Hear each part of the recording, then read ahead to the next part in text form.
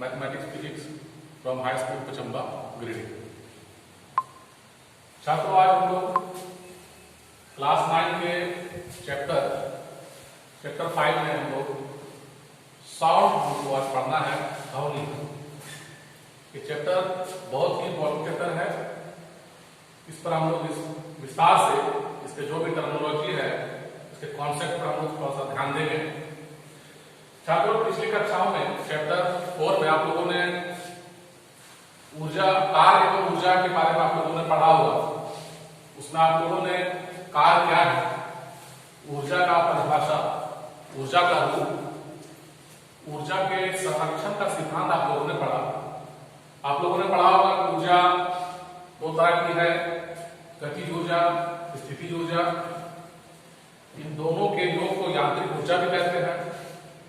साथ ही आप लोगों ने ऊर्जा का संरक्षण का सिद्धांत के बारे में आप लोगों ने पढ़ा होगा, जिसके अनुसार ऊर्जा को ना ही नष्ट किया जा सकता है और ना ही उत्पन्न किया जा सकता है। ऊर्जा हमेशा एक रूप से दूसरे रूप में ट्रांसफॉर्म किया जा सकता है, परिवर्तित किया जा सकता है, बाकी उसे नष्ट नहीं किया जा सकता। तो ठीक इसी प्रकार छात्रों, हम लोग चैप्टर 5 में साउंड, ध्वनि के बारे में पढ़ना है। तो ध्वनि भी एक प्रकार की ऊर्जा है छात्रों। हम लोग अपने चारों ओर बहुत सारी वस्तुओं से उत्पन्न ध्वनियों को हम लोग सुनते हैं। किसी जीव जंतुओं की आवाजें, बेल, किसी मेटल के, किसी धातु के आवाज, या किसी पक्षियों के चहचहाने की आवाज, किसी म्यूजिकल इंस्ट्रूमेंट के बजने की आवाज। हम लोग चारों ओर बहुत सारे साउंड को हम लोग सुनते हैं और अनुभव करते हैं। तो ध्वनि क्या है छात्रों? ध्वनि एक ऊर्जा का रूप है जो हमारे कानों तक पहुंचकर सुनने की संवेदना उत्पन्न करता है। यानी कि जिससे हम किसी वस्तु को कानों के द्वारा, हम किसी ध्वनि को हम सुनते हैं, वो कानों की संवेदना के द्वारा किसी वस्तु के ध्वनि को हम सुन पाते हैं। आगे हम लोग छात्रों ये देखना है कि ध्वनि का उत्पादन कैसे होता है। क्या ध्वनि किसी वस्तु के द्वारा जब उत्पन्न होती है तो वह कैसे उत्पन्न होती है और हमारे कान तक वो किस प्रकार से गति करती हुई आगे बढ़ती है। तो ध्वनि का उत्पादन कैसे होता है, उसके लिए हम एक एक्सपेरिमेंट, एक एक्टिविटी हम लोग करते हैं। यह हमारा ट्यूनिंग फॉर्क है, आप लोग देख चुके होंगे। इसको स्वरित्र द्विभुज कहा जाता है, यू आकार का होता है। इसको अगर किसी रबर के पैड पर अगर हम इस तरह से अगर हम धक्का देकर के मारते हैं तो वो हम देखेंगे कि वो जो है वाइब्रेट करना शुरू कर देता है, माने कंपित होने लगता है। वो कंपन उसके अंदर आ जाता है। वो वाइब्रेटिंग ट्यूनिंग फॉर्क जिसमें वो वाइब्रेट करता हुआ, हिलता हुआ आपको जब मालूम पड़ेगा, उस समय अगर आप उसको अपने कानों की ओर अगर नजदीक लाते हैं तो आप उसमें ध्वनि उत्पन्न होने को आप सुन सकते हैं। उससे उत्पन्न ध्वनि को आप महसूस कर सकते हैं, सुन सकते हैं। इसी पर एक्सपेरिमेंट है छात्रों कि ये कंपन, किसी वस्तु का जब कंपन होता है तो वह ध्वनि उत्पन्न करता है। क्या ऐसा और भी कोई हम एग्जाम्पल आसपास देख पाते हैं? जैसे किसी हम लोग पक्षियों के द्वारा वो अपने पंखों को जब खड़खड़ाता है तो हम ध्वनि सुनते हैं। हम मधुमक्खियों या मक्खियों के भिनभिनाने की आवाज भी सुनते हैं। वहां भी वो अपने पंखों को बहुत ही तीव्र गति से दोलन कराता है, यानी कंपन कराता है, उससे हम ध्वनि सुनते हैं। अब आगे हम ये देखना चाहते हैं कि चूंकि ध्वनि ऊर्जा है, यानी कि उसमें कार्य करने की क्षमता है, प्रत्येक वस्तु जिसमें कंपन हो, यानी कंपन करती हुई प्रत्येक वस्तु ध्वनि उत्पन्न करती है, तो क्या उस वस्तु से, कंपन करती हुई वस्तु से कुछ कार्य हो सकता है, या ये कहें कि क्या उसमें ऊर्जा होती है? तो छात्रों, ऊर्जा उसमें वास्तव में ऊर्जा होती है। उस पर हम एक एक्सपेरिमेंट देख सकते हैं।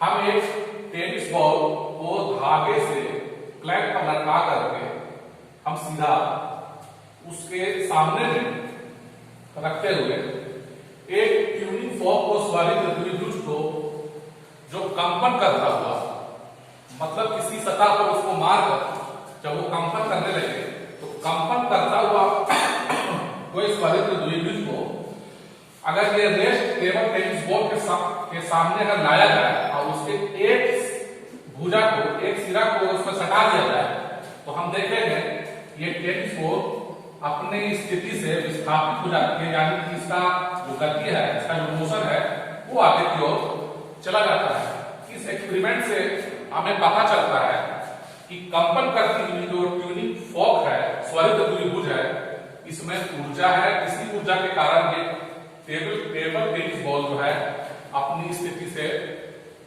डिस्प्लेस हो जाती है, यानी कि विस्थापित हो जाती है। तो इस प्रकार हम कह सकते हैं छात्रों कि ध्वनि का उत्पादन हमेशा कंपित करती हुई वस्तुओं के द्वारा होता है, यानी कंपन के कारण, कंपन के द्वारा ही ध्वनि उत्पन्न होती है। और ध्वनि में ऊर्जा होती है, जिससे हम किसी भी वस्तु पर हम एक्सपेरिमेंट के तहत उसको हम दिखा सकते हैं कि उसके द्वारा कार्य होता है। आगे छात्रों हम लोग ये देखेंगे कि कंपन करती हुई वस्तुओं से जब ध्वनि उत्पन्न होती है, तो वह हमारे कानों तक किस प्रकार से पहुंचती है, यानी कि ध्वनि का संचरण कैसे होता है, यानी ध्वनि हमारे कानों तक किस तरह से गति करते हुए पहुंचती है। आगे हम लोग इस पर देखेंगे।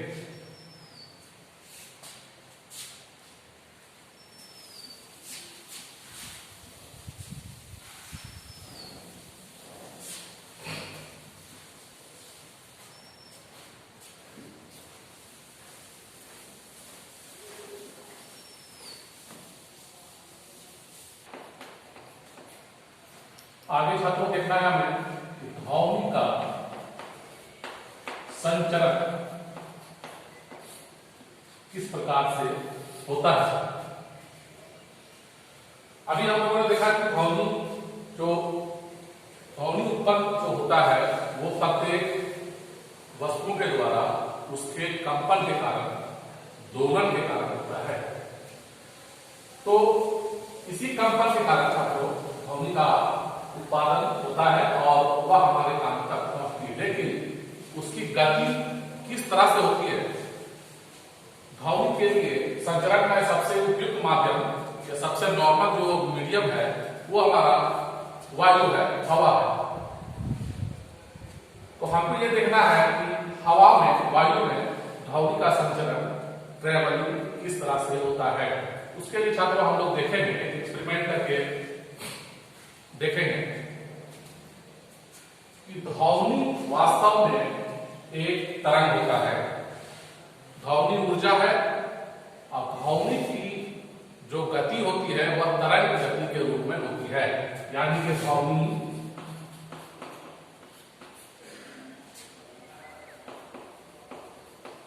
माध्यम में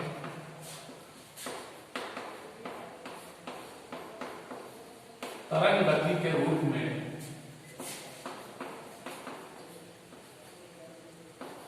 संचलित होती है।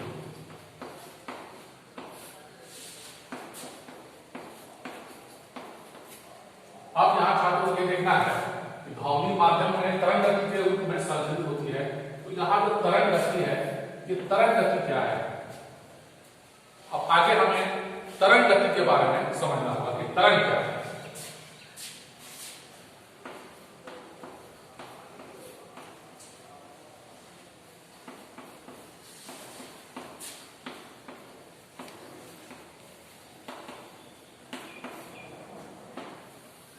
तरंग गति, वेव मोशन, इसको समझने के लिए छात्रों हम लोग एक दैनिक जीवन में हम लोग एक हमेशा एक्टिविटी करते आए हैं और देखते आए हैं।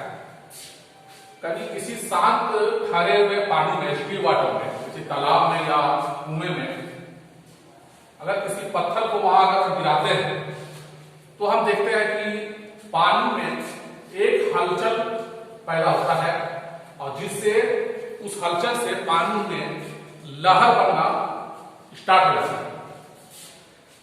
उसको अगर हम थोड़ा ग्राफिकली देखें तो हम देखते हैं कि उसमें वृत्ताकार सर्कुलर रूप में इस तरह से लहर के रूप में आगे पानी का लहर में आगे बढ़ता हुआ आपको मालूम होता है।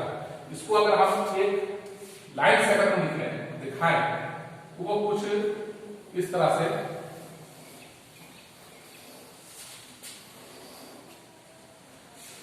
पानी का लहर आगे बढ़ता हुआ हमें मालूम पड़ता है। इस तरह की गति छात्रों तरंग गति कहलाती है। तरंग गति होने से पहले माध्यम में एक हलचल पैदा होता है। जैसे ही हम पत्थर को गिराते हैं पानी में, वहां पर हलचल पैदा होता है। यही हलचल को, जिसको हिंदी में विक्षोभ कहा जाता है, डिस्टरबेंस कहा जाता है, इसी डिस्टरबेंस की वजह से पानी में उभार और गर्भ के रूप में पानी आगे बढ़ता हुआ हमें मालूम पड़ता है। तो इस तरह की जो गति का जो पैटर्न है छात्रों, इस तरह का पैटर्न, यही पैटर्न हमारा तरंग कहलाता है। और ये जो गति है, ये गति हमारा तरंग गति कहलाती है।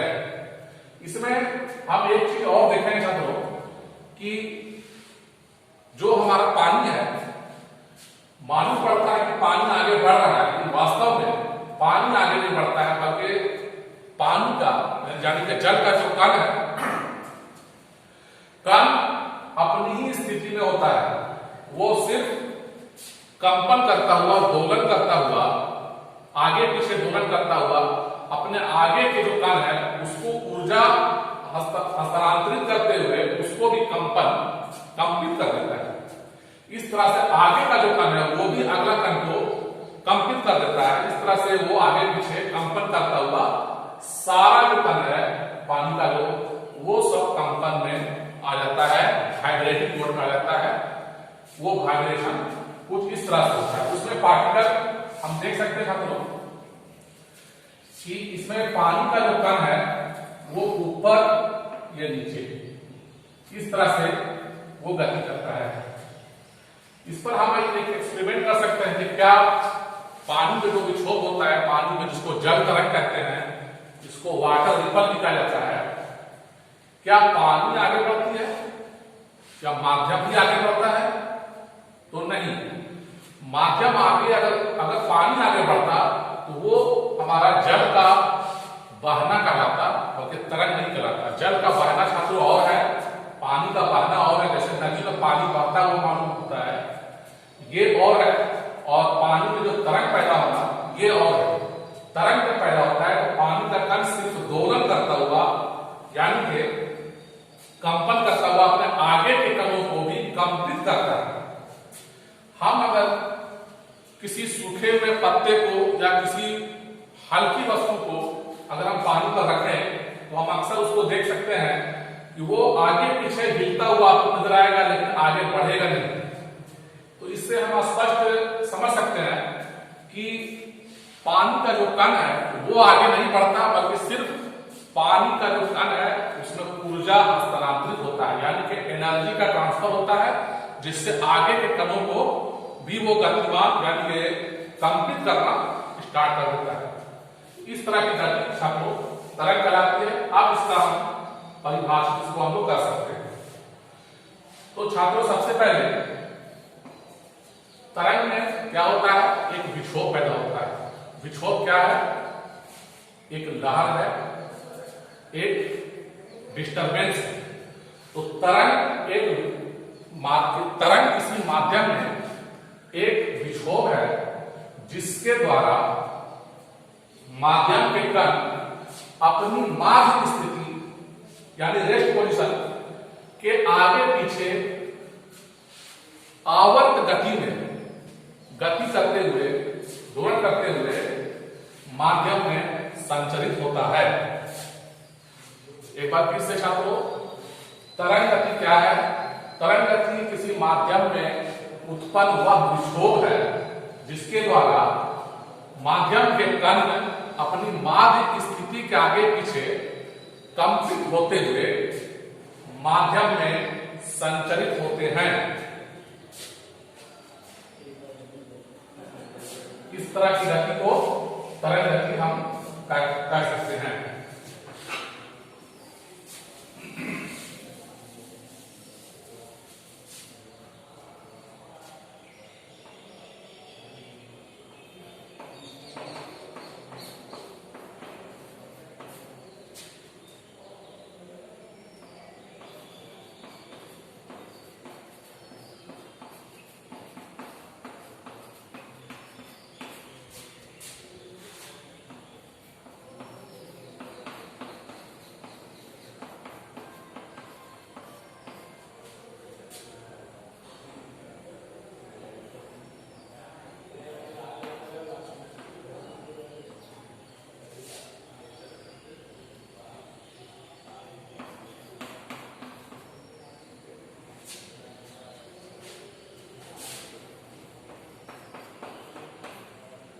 तरंग के माध्यम में उत्पन्न एक विक्षोभ है जो कणों के अपनी माध्य स्थिति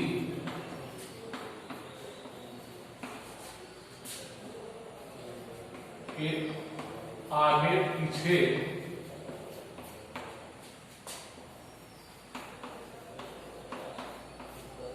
आवर्त गति का मतलब होता है बार बार दोहराने वाली जो गति होती है, पीरियडिक मोशन। आवर्त गति के कारण माध्यम में संचरित होता है।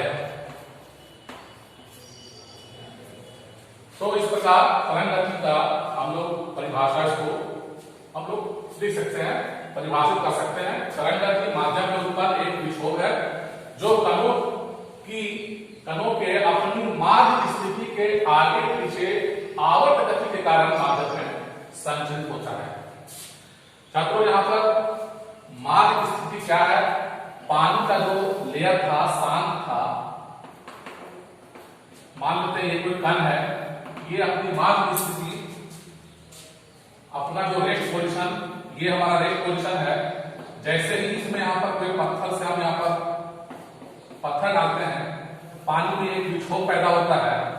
इससे ये जो माध्यम का जो कण है, ये कण अपनी माध्य स्थिति के ऊपर नीचे इस तरह से आगे पीछे मूव करना शुरू कर देता है।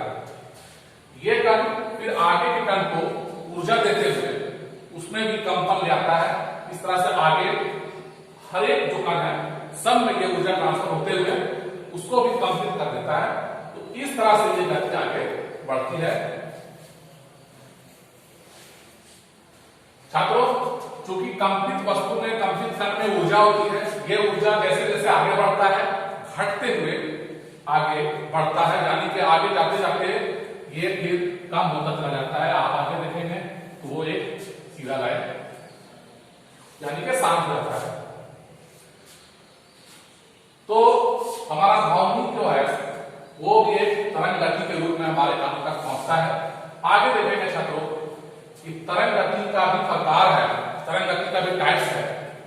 दो टाइप्स है, इसको दो प्रकार से हम लोग बांट सकते हैं।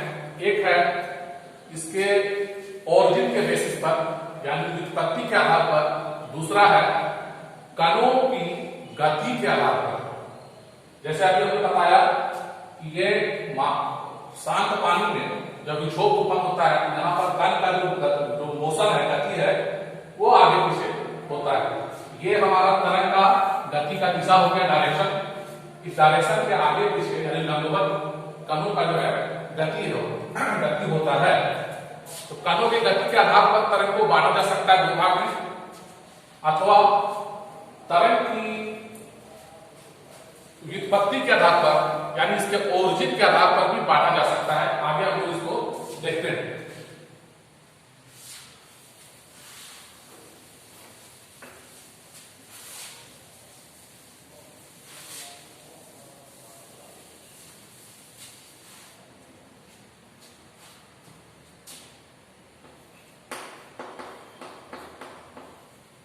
तरंगों के प्रकार।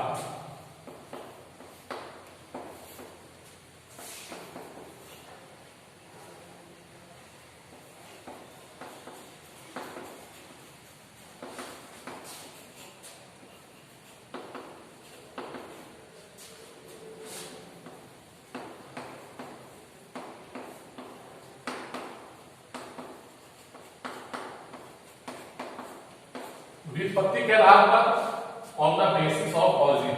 छात्रों,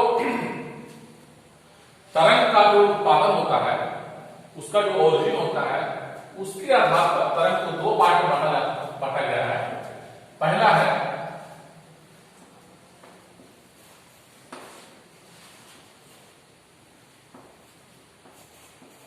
मैकेनिकल वेव, इसको यांत्रिक तरंग कहते हैं। दूसरा होता है इलेक्ट्रोमैग्नेटिक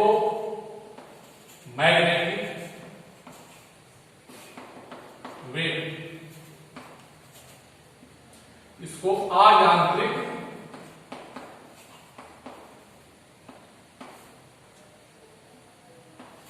या विद्युत चुंबकीय तरंग।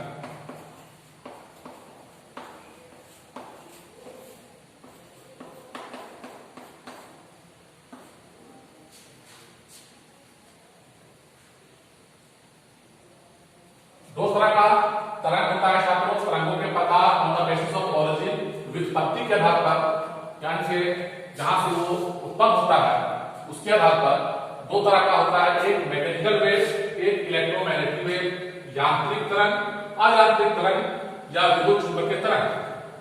हम लोग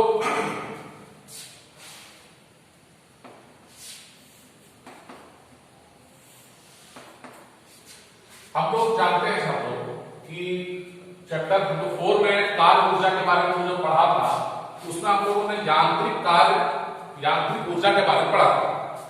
तो यांत्रिक ऊर्जा क्या होता है या यांत्रिक कार्य क्या होता है कि जिसको करने में किसी पदार्थ के कणों या किसी पदार्थ मीडियम की आवश्यकता होती है, यानी कि वैसा तरंग जो किसी मीडियम में ही संचरित होता है, किसी द्रव में पदार्थ में जिसका उत्सर्जन किसी द्रव या पदार्थों में होता है वह मैकेनिकल वेव कहलाता है।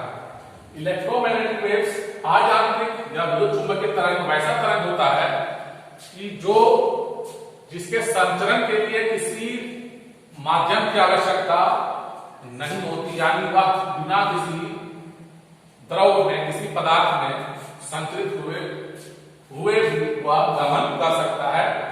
वैसा एग्जाम्पल हम देख सकते हैं कि कौन कौन सा है। तो हमारा साउंड वेव जो है मैकेनिकल वेव होता है, यांत्रिक तरंग होता है। चूंकि ध्वनि तरंग जब भी उत्पन्न होती है छात्रों उसके संचरण के लिए हमें माध्यम की आवश्यकता होती है। ध्वनि तरंग जब भी उत्पन्न होता है कणों के कंपन के द्वारा, तो कण क्या है? पदार्थ है। तो बिना पदार्थ का वो तरंग उत्पन्न नहीं हो पाता, वो तरंग यांत्रिक तरंग कहलाता है। यांत्रिक तरंग के हमारे पास बहुत सारे एग्जाम्पल हैं, जैसे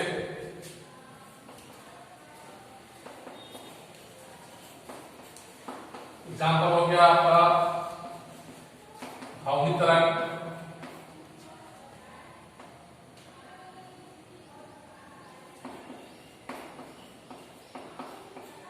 जल तरंग,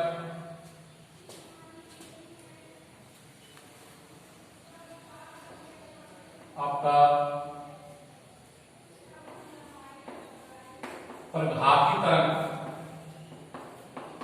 प्रघाती तरंग छात्रों इसको सिस्मिक वेव्स कहा जाता है। जब भूकंप आता है तो जमीन के अंदर एक तरंग बनता है, उस तरंग में बहुत ही ज्यादा ऊर्जा होती है, इसके कारण बहुत ही क्षति हानि होने का आशंका होता है। इस पर हम लोग आगे अगली कक्षा में इसको हम चर्चा करेंगे। इसको प्रघाती तरंग कहते हैं।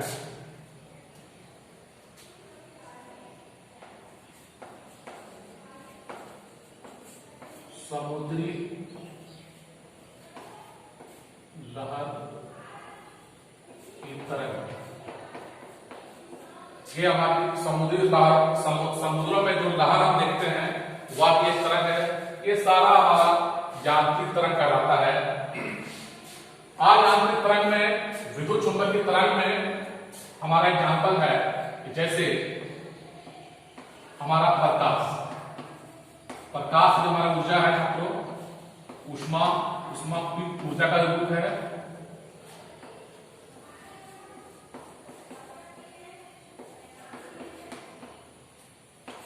रेडियो तरंग, एक्सरे इत्यादि। इस तरह की जो तरंग है वो विद्युत चुंबकीय तरंग कहलाती है। विद्युत चुंबकीय तरंगों के संचरण के लिए, प्रोपेगेशन के लिए किसी मीडियम का आवश्यकता नहीं होती, यानी कि जहां हवा नहीं है, जहां कोई मीडियम नहीं है, कोई माध्यम नहीं है, वहां से भी ये तरंगें आसानी से ट्रेवल करती है। लेकिन ध्वनि तरंग मैकेनिकल वेव होता है, उसके संचरण के लिए माध्यम की आवश्यकता होती है, इसलिए वह यांत्रिक तरंग कहलाता है। तो ध्वनि तरंग हमारा यांत्रिक तरंग है। ध्वनि तरंग के संचरण के लिए माध्यम की आवश्यकता होती है। इस पर छात्रों क्वेश्चन है कि ध्वनि तरंग को यांत्रिक तरंग क्यों कहते हैं? आप इसका आंसर लिख सकते हैं, क्योंकि ध्वनि तरंग के उत्पादन के लिए माध्यम के कणों की कंपन की आवश्यकता होती है। ध्वनि का उत्पादन माध्यम के कणों के कंपन के द्वारा होता है, यानी कि इसके संचरण के लिए माध्यम की आवश्यकता होती है, इसीलिए यह यांत्रिक तरंग कहलाता है। दूसरा क्वेश्चन आपके किताब एनसीईआरटी में आपको मिलेगा छात्रों कि आप चांद पर अगर हम चले जाएं, चंद्रमा पर चले जाएं, तो वहां पर अगर हम कुछ कहते हैं, कुछ बोलते हैं, तो क्या हमें ध्वनि सुनाई देगी? आप सोच सकते हैं कि चंद्रमा पर वायु नहीं होता है। पिछली कक्षा में आपने पढ़ा होगा गुरुत्वाकर्षण में ग्रेविटी के बारे में, क्योंकि पृथ्वी का ग्रेविटी चंद्रमा के ग्रेविटी की तुलना में हाई होता है। चंद्रमा में जो ग्रेविटी होता है वो 1/6 होता है पृथ्वी के ग्रेविटी का, जिसके यानी कि वहां की जो गुरुत्वाकर्षण जो है, बल है, वह बहुत कम होती है, जिसके कारण वायु वहां पर स्थिर ठहर नहीं पाती, वायु वहां से निकल जाती है। इस पर हम लोग आगे कक्षाओं में विस्तार से देखेंगे। तो कहने मतलब चंद्रमा पर वायु नहीं होती है, वहां वायुमंडल नहीं पाया जाता है, यानी कि वहां कोई माध्यम नहीं होता है, इसीलिए वहां ध्वनि का संचरण नहीं हो सकता है। बोलने वाला अगर कहेगा भी तो सिर्फ उसका होंठ हिलता हुआ मालूम पड़ेगा, लेकिन ध्वनि हमारे कानों तक पहुंचेगी नहीं। ध्वनि के संचार के लिए, आगे बढ़ने के लिए माध्यम की आवश्यकता होती है। इस प्रकार से हम लोगों ने पहला बेसिस पर इसका टाइप हम लोगों ने देखा। अब आगे हम लोग छात्रों देखेंगे दूसरा।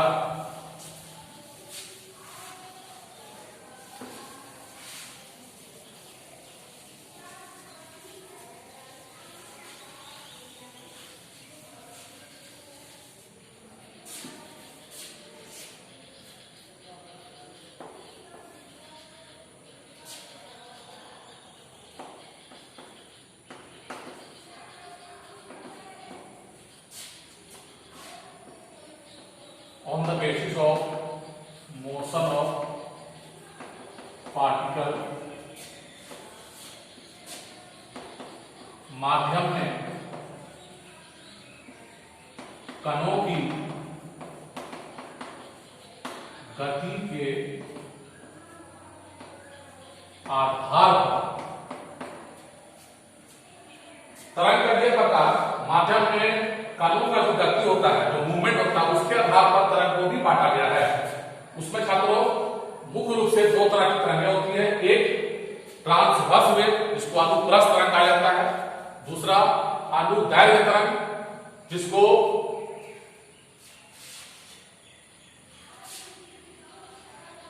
लॉन्गिट्यूडनल वेव कहा जाता है। ये दोनों हम लोग को देखना है करके।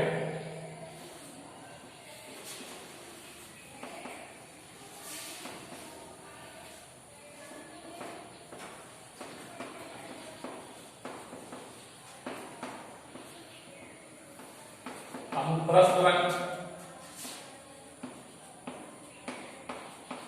अनुदैर्घ्य तरंग,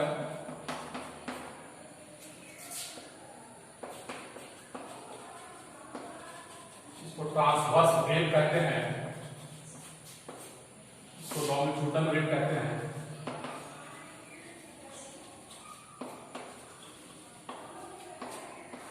आगे हम देखेंगे छात्रों कि अनुप्रस्थ तरंग क्या है और अनुदैर्घ्य तरंग क्या है। अनुप्रस्थ तरंग अभी हम लोगों ने थोड़े दिन पहले जो एग्जांपल हम लोगों ने देखा कि शांत पानी में, शांत ठहरे हुए जल में, पानी में, स्टिल वाटर में, जब हम लोगों ने कोई पत्थर को वहां टुकड़े को फेंका, वहां एक हलचल पैदा हुआ, वहां पर माध्यम के कण का जो गति था वो ऊपर और नीचे इस तरह से हम लोगों ने डोलता हुआ देखा। आप ध्यान देंगे छात्रों कि उस गति में हमारा जो पानी का जो लहर है इस तरह से आगे बढ़ता हुआ मालूम पड़ता है। माध्यम के कण वो आगे पीछे, माध्यम के कण ये ऊपर और नीचे इस तरह से मूव करते हैं। यानी कि हम कह सकते हैं कि तरंग की दिशा अगर ये है तो माध्यम के कणों की जो दिशा है, उसकी जो मोशन की जो दिशा है वो तरंग गति के परपेंडिकुलर है, यानी कि लंबवत। तो अनुप्रस्थ तरंग ऐसी तरंग गति होती है जिसमें माध्यम के कण की दिशा तरंग गति की दिशा के लंबवत होती है। इसका एग्जांपल है, अनुप्रस्थ तरंगों का एग्जांपल है आपका, जैसे आप किसी स्ट्रिंग को, किसी धागे को अगर हम क्लैंप करते हैं किसी दो छोर से टाइटली, मतलब दो दीवार, एक दीवार से इधर एक दीवार से इधर, तो धागे को अगर टाइटली अगर बॉन्ड करते हैं और अगर हम बीच में उसको अगर प्लग करते हैं, मतलब जर्क लगाते हैं, तो आप उसमें देखेंगे कि वो इस तरह से धागा जो आपका है वाइब्रेशन करता हुआ मालूम पड़ेगा। अनुप्रस्थ तरंग वहां पर उत्पन्न होती है। दूसरा मेथड ये भी है कि आप एक छोर को, किसी धागे को, किसी रस्सी को, एक छोर को अगर किसी सतह से अगर फिक्स कर दें और दूसरे छोर को अगर हम इस तरह से जर्क करें तो आप रस्सी में इस तरह का मोशन आप देखेंगे आगे पीछे। तो इस तरह का जो गति है छात्रों, ये अनुप्रस्थ गति कहलाता है। ध्यान रहे, अनुप्रस्थ गति में माध्यम के कण की जो दिशा है, गति है, वो गति का दिशा के लंबवत आगे पीछे मूव करती है। तरंग की गति का दिशा छात्रों ये और माध्यम के कण की दिशा जो है लंबवत है। अनुप्रस्थ तरंगों का एग्जांपल आपका जैसे प्रकाश तरंग जो होता है वो अनुप्रस्थ होता है। जैसे हमारा वाटर रिपल जो जल तरंग है ये हमारा अनुप्रस्थ होता है। स्ट्रेचेड वायर में जो तरंग उत्पन्न होता है वो हमारा अनुप्रस्थ होता है। अगला है अनुदैर्घ्य तरंग। अनुदैर्घ्य तरंग छात्रों क्या है? अनुदैर्घ्य तरंग भी एक तरंग है जिसमें माध्यम के कण की दिशा तरंग की गति के दिशा के लंबवत नहीं बल्कि उसी की दिशा में आगे पीछे कंपन करता है, यानी कि मूव करता है। इसको ध्यान से समझने वाली बात है छात्रों। जैसे तरंग की दिशा अगर इस दिशा में अगर है तो जो माध्यम के कण है वो कण की दिशा, कण की जो गति का दिशा है इसी तरंग की दिशा के आगे पीछे इस तरह से मूव करता हुआ आगे बढ़ता है। इसका हम एग्जांपल जो हम देख सकते हैं, जैसे ट्यूनिंग फॉर्क है हमारा छात्रों, जिसको स्वरित द्विभुज कहा जाता है। ट्यूनिंग फॉर्क जब इसको हम वाइब्रेट कराते हैं किसी सतह पर मारकर, तो वाइब्रेट करने के बाद होता यह है कि सामने के जो मीडियम है हवा में, तो हवा में जितने भी आपके कण है, जो मॉलिक्यूल्स है, अणु है, वो हवा में जो विद्यमान होते हैं, तो वाइब्रेटिंग के हमारा जो फॉक है ये उस कणों को वाइब्रेट करता है। एक बड़ा सा लेयर, एक वायु का बड़ा सा एक लेयर जो है, उसके जो कण है वो वाइब्रेट करना शुरू कर देते हैं। जब वो वाइब्रेट करते हैं तो एक तरफ जब वो वाइब्रेट करते हैं तो वो आगे के कणों को धक्का लगा करके उसको कॉम्प्रेस कर देते हैं, यानी कि उसको सिकुड़ा देते हैं, उसमें सिकुड़न उत्पन्न कर देते हैं। इसको कहा जाता है कॉम्प्रेशन, उसको कहा जाता है संपीड़न। यानी कि वह एक क्षेत्र, एक ऐसा क्षेत्र वहां बन जाता है जहां माध्यम के जो कण है, वायु के जो कण है, वो एक दूसरे के नजदीक आ जाते हैं। यानी ये जो क्षेत्र है तो ये घना क्षेत्र होता है, यानी डेंस क्षेत्र होता है, और यहाँ पर प्रेशर हाई हो जाता है। फिर वो जब कण जब वापस आता है, पीछे की ओर जब आता है, तो ये फैलता है। जब ये फैलता है तो माध्यम के जो कण है, वायु के जो कण है, वो दूर दूर हो जाते हैं। जब दूर दूर हो जाते हैं तो वहां का जो घनत्व है छात्रों, वो घट जाता है, यानी विरल हो जाता है, कम घना हो जाता है, यानी विरल हो जाता है। और यहाँ का जो ताप, यहाँ का जो प्रेशर है, जो दाब है, वो कम हो जाता है। तो इस प्रकार ये एक तरफ से कभी कॉम्प्रेशन, कभी रेफ्लेक्शन, कभी संपीड़न, कभी गिरन, इस तरह से आगे बढ़ता हुआ हमारा तरंग गति आगे बढ़ता हुआ मालूम पड़ता है। हम इसका एग्जाम्पल और भी देख सकते हैं।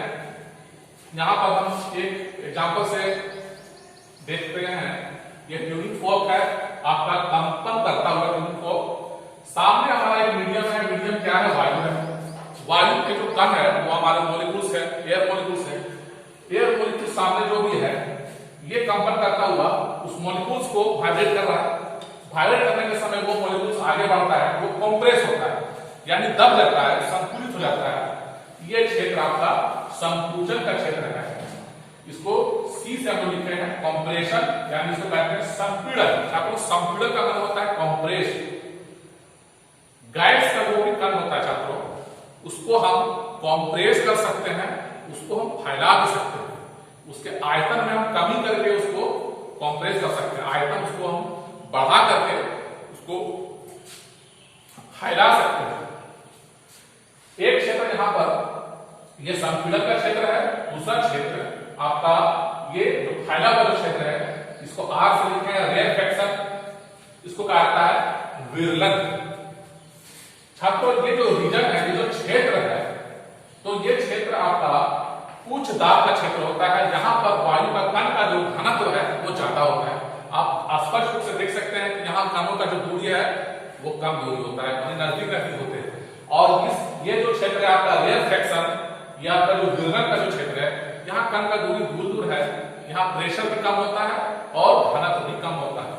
तो अनुदैर्घ्य तरंगों में छात्रों ये कणों का जो मोशन है वो आगे पीछे हो रहा है, और हमारा जो वेव का जो दिशा है वो सीधा है।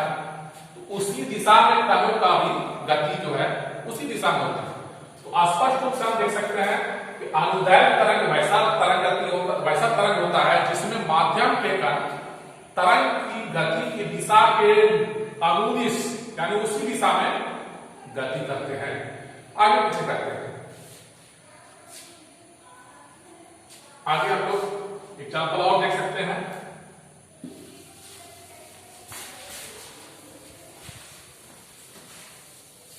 आप लोग देखे होंगे, इसको स्लिंगी कहा जाता है। वो कुछ इस तरह से होता है।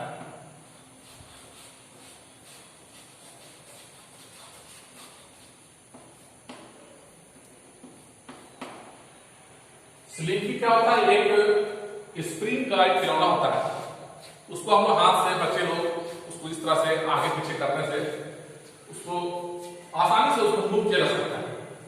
इसको जब हम सीधा करके, जब इसको हम सीधा कर रहे हैं,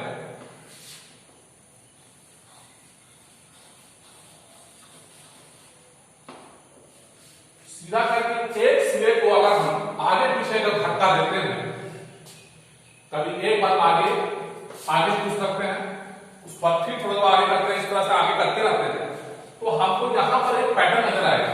वो कैसा नजर आएगा?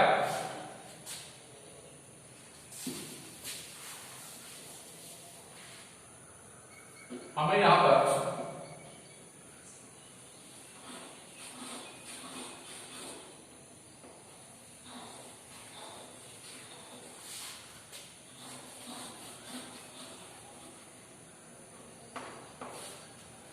कहीं पर ये जो कुंडली है, जो स्प्रिंग का जो कुंडली फेरा होता है, वो कहीं आपका घना, कहीं फैला हुआ, कहीं घना, कहीं फैला हुआ, इस तरह से नजर आएगा।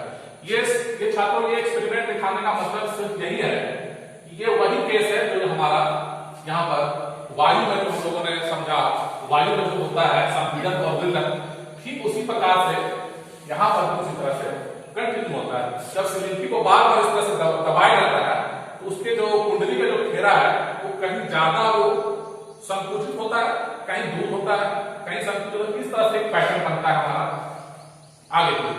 तो ये तरंग अनुदैर्घ्य तरंग का एक एग्जाम्पल है। तो हमारा जो ध्वनि है छात्रों, ध्वनि तरंग वो अनुदैर्घ्य तरंग होती है।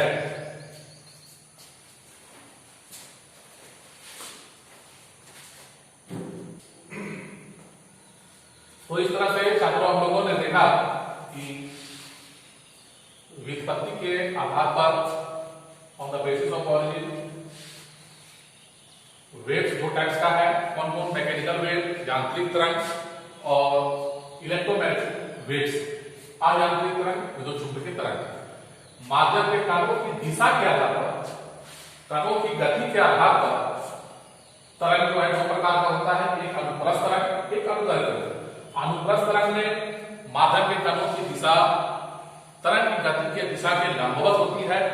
अनुदैर्घ्य तरंगों में माध्यम के कणों की दिशा तरंग की गति की दिशा के समांतर या अनुदिश होती है। आगे हम लोग देखेंगे कि अनुदैर्घ्य और अनुप्रस्थ तरंगों में क्या अंतर है। इसका हम लोग क्वेश्चन आंसर आप लोग इसको नोट कर सकते हैं।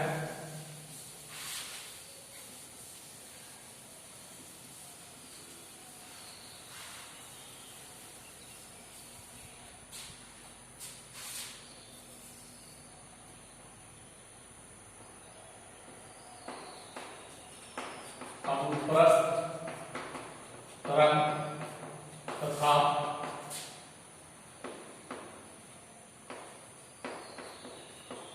अनुदैर्घ्य तरंग में अंतर।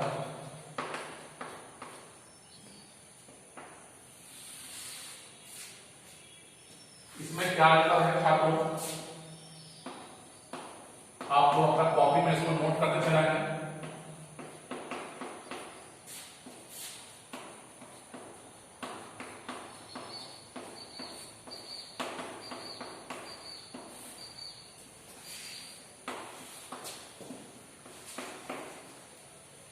फर्स्ट डिफरेंस क्या है कि अनुप्रस्थ तरंग और अनुदैर्घ्य तरंग में अंतर करने के लिए पूछा जाता है छात्रों। तो पहला अंतर क्या लिखेंगे कि अनुप्रस्थ तरंगों में माध्यम के कण की गति तरंग की दिशा के लंबवत होती है, परंतु इसमें और अनुदैर्घ्य तरंगों में माध्यम के कणों की गति की दिशा तरंग की दिशा के समांतर या अनुदिश होती है।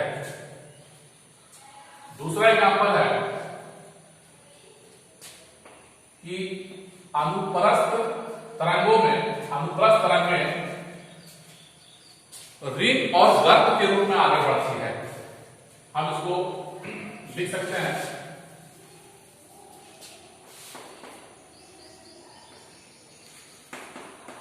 इसमें माध्यम के कण की गति की दिशा तरंग की दिशा के लंबवत होता है। अनुदैर्घ्य तरंग में इसमें कणों की गति की दिशा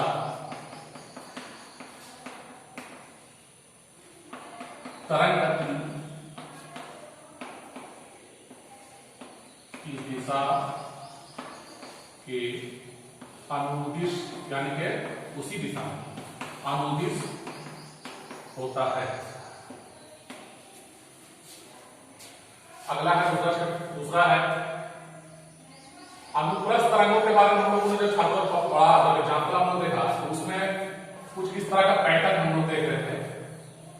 इसका ये जो पोर्शन है छात्रों, जो ऊपरी जो भाग है, इसको रिंग कहा जाता है, क्रेस्ट, जिसमें सो क्रेस्ट कहते हैं, ऊपरी पार्ट को उसको रिंग कहा जाता है, रिंग। और नीचे का जो डाउन वाला पार्ट है, इसको कहा जाता है गर्त, इसको रिंग कहा जाता है गर्त। क्रेस्ट, ट्रफ, गर्त को ट्रफ कहते हैं इसमें, और ऊपरी पार्ट को रिंग कहते हैं। तो अनुप्रस्थ तरंग में रिंग और गर्त के मार्ग के द्वारा आगे गति होता है, और अनुदैर्घ्य तरंगों में संपीड़न और विदलन के द्वारा आगे गति होता है। तो दूसरा अंतर यही है, इसमें तरंग रिंग तथा गर्त के रूप में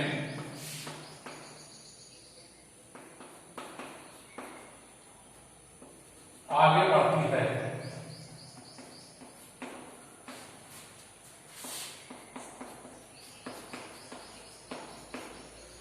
इसमें तरंग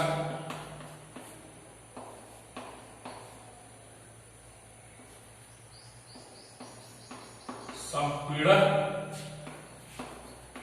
तथा विदलन के रूप में आगे बढ़ती है।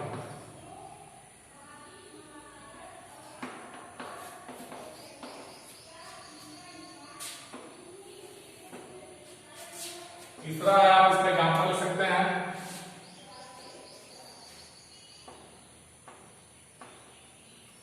इसके उदाहरण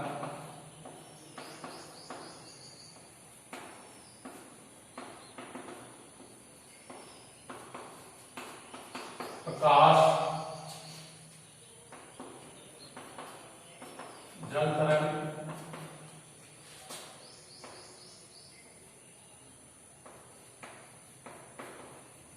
तन्नी हुई डोरी में उत्पन्न तरंग आदि।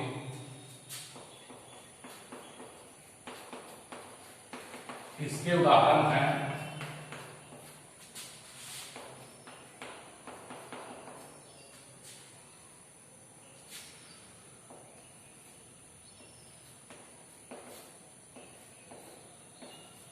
ध्वनि तरंग,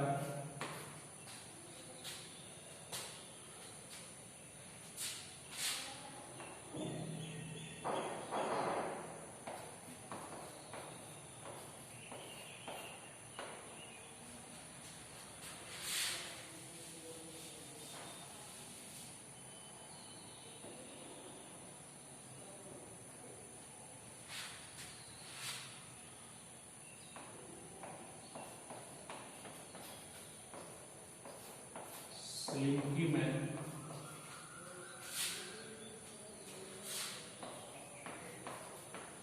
उत्पन्न तरंग आदि।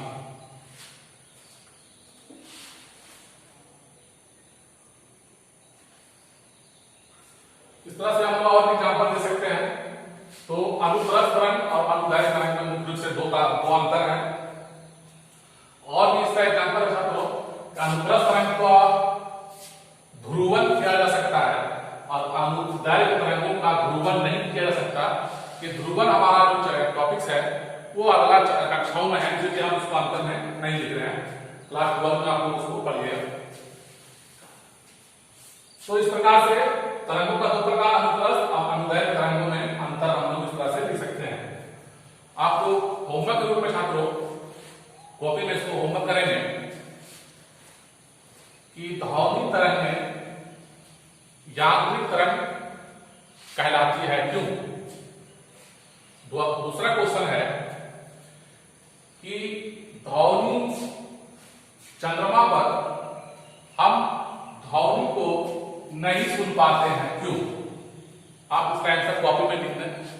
देखने का प्रयास करेंगे। इसकी जो इसके जो कॉन्सेप्ट है, इसका जो कारण है वो मैंने आपको समझा दिया है। आप उसको कॉपी में उसको नोट करेंगे। आगे हम लोग नेक्स्ट चैप्टर में आगे इस तरह आगे बढ़ते हुए देखेंगे आगे।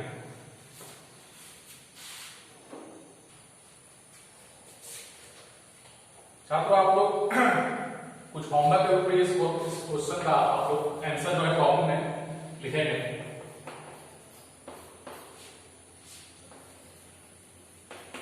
क्वेश्चन नंबर 1, किसी माध्यम में ध्वनि द्वारा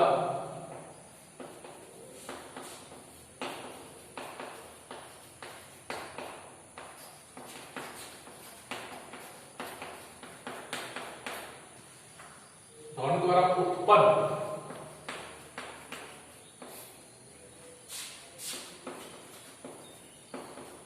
विक्षोभ आपके कान तक कैसे पहुंचता है?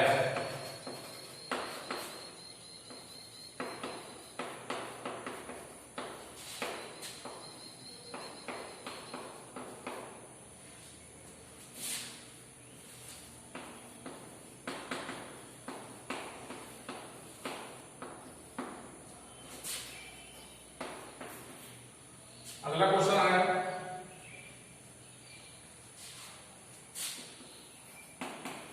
आपके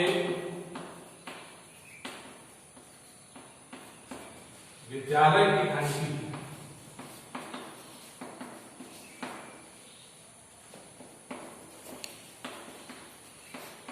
ध्वनि कैसे उत्पन्न करती है?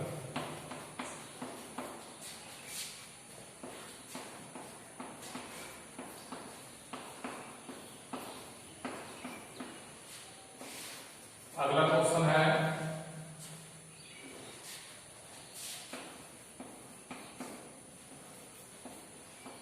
ध्वनि तरंगों को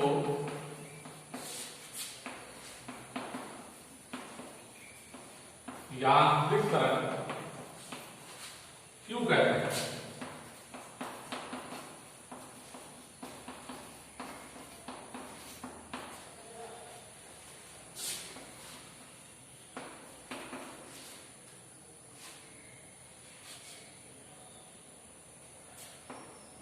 मान लीजिए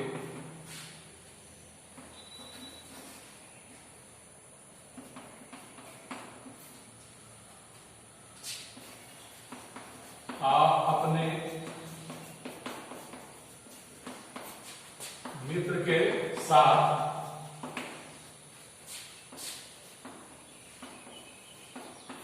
चंद्रमा पर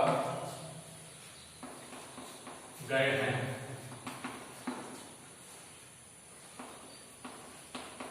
क्या आप अपने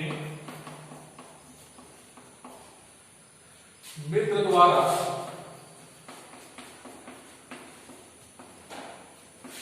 उत्पन्न ध्वनि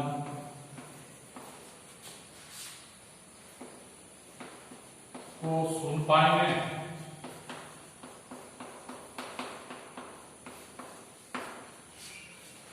ये क्वेश्चन छात्रों आप लोग होमवर्क के रूप में अपने कॉपी में इसको नोट करना है। इसका आंसर आप लोगों को कॉपी में लिखना है। आगे हम लोग इसके आगे चर्चा करेंगे नेक्स्ट में।